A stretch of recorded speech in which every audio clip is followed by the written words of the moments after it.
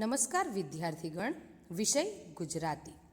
આવનારી પરીક્ષાની તૈયારીના ભાગરૂપે પુનરાવર્તન માટે પરીક્ષાના અભ્યાસક્રમમાં આવતા બધા જ પાઠ અને કાવ્યોનું ઝીણવટપૂર્વક વાંચન કરવું, સ્વાધ્યાયના બધા જ પ્રશ્નો પણ આવરી લેવા. એ જ રીતે ગુજરાતી વ્યાકરણના પરીક્ષાના અભ્યાસક્રમમાંના દરેક મુદ્દાને નિયમો અનુસાર જોઈ લેવા.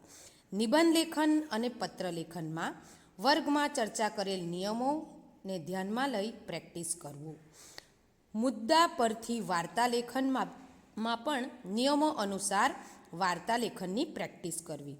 અપઠિત ગદ્યખંડ એટલે અનસીન પેસેજનું વાંચન કરી પ્રશ્નોના ઉકેલની પણ પ્રેક્ટિસ કરવું અને વાંચન કરતા રહેવું. આવનારી પરીક્ષા માટે તમને બધાને ઓલ ધ બેસ્ટ.